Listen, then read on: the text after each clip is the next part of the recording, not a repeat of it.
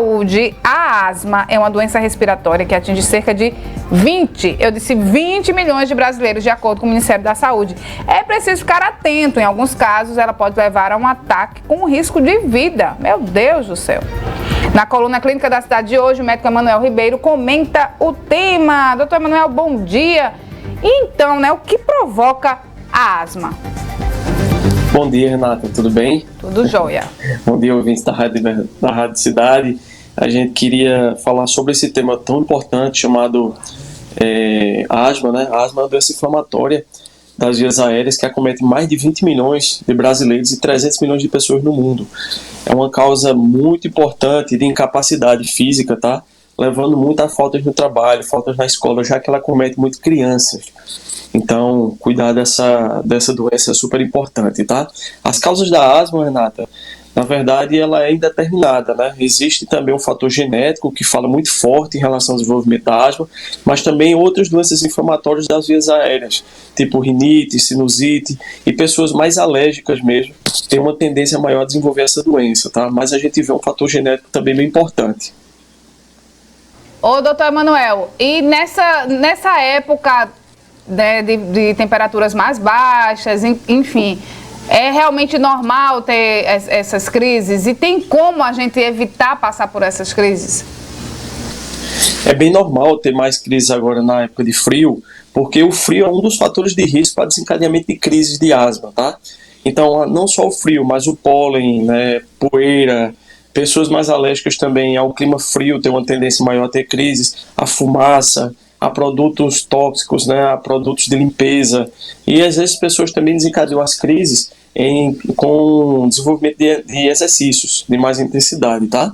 E a forma mais preventiva é você seguir o tratamento que o médico prescreve, né? Pessoas que têm asma, realmente ela tem um fator de risco maior a desenvolver essas crises no período de frio, mas você fazendo o tratamento e não tendo contato com os fatores desencadeantes, ou seja, a exposição a esses fatores que eu citei, com certeza você não vai ter crise.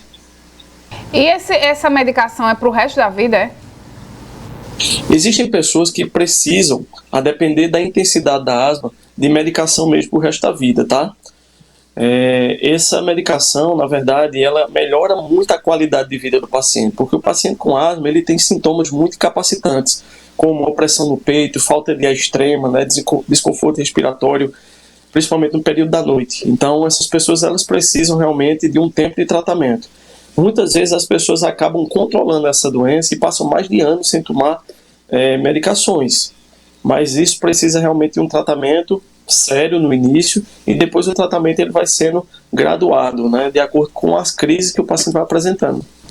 E a idade do paciente interfere nessas crises, né? A gente estava brincando aqui desde o começo do programa, a gente tem seu Cícero, né? Que é a nossa querida vovó Mafalda, que estava até se queixando que essa semana teve que comprar uma bombinha aí, R$200, porque sem ela ele não vive. A idade do paciente interfere nas crises ou até como essa asma se manifesta? Renata, na verdade, não interfere tanto a questão da idade, tá? A gente vê que pessoas que não seguem a risco no tratamento ou que se expõem muito a fatores de risco, como eu falei, elas têm uma tendência a ter um número maior de crises durante o ano, tá?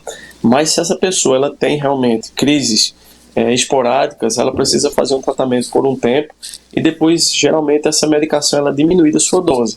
Mas existem pessoas que realmente precisam de um tratamento contínuo. A gente vê os extremos da idade também apresentando mais crises, né? As pessoas de mais idade e as pessoas de menos idade também, as crianças. Essa medicação é sempre nessa bombinha. Eu achava tão chique quando eu vi meus amigos com uma bombinha na escola. Nem sabia o que danado era aquilo.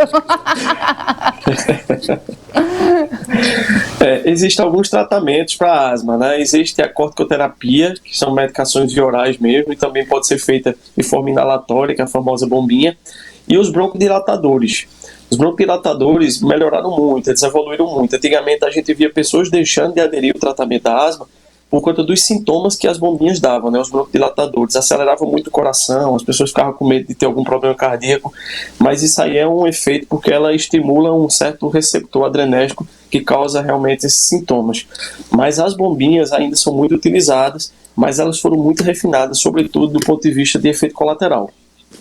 Doutor Manuel, a gente tem uma pergunta aqui do Vinícius, ele diz o seguinte, Renata, pergunte ao médico se o uso de cigarro eletrônico pode causar asma. Ótima pergunta, né? A gente está num tema de saúde pública muito atual, que é o uso dos cigarros eletrônicos, do vapor, né? Vamos lá, o cigarro eletrônico, ele possui produtos químicos, né, que podem também desencadear a asma, tá? E fora a asma, o cigarro eletrônico, eu queria até abrir um alerta aqui para a população, que ele não é menos prejudicial do que o cigarro normal, convencional, tá? Ele é prejudicial tão quanto o cigarro normal. E um grande problema é que as pessoas se iludem muito com a essência. A essência, ela causa, de certa forma, um bem-estar ao usuário. E não incomoda as pessoas que estão do lado. Então isso fez com que as pessoas tivessem uma adesão maior. Mas ela prejudica a asma e pode também levar outras doenças do trato respiratório e também sistêmico, tá? Existem muitas doenças aí sendo desencadeadas pelo uso de cigarro eletrônico, como problemas na mucosa da boca, né? Alguns pacientes aí com relato já de câncer de boca e outras doenças pulmonares que podem ser até irreversíveis. Doutor Manuel, para encerrar, quem é que fecha esse diagnóstico, né, de realmente de que se tem asma e a terapia que precisa ser feita? Então vamos lá. O diagnóstico é feito da parte clínica do paciente, tá? A partir de um bom exame físico, de uma anamnese.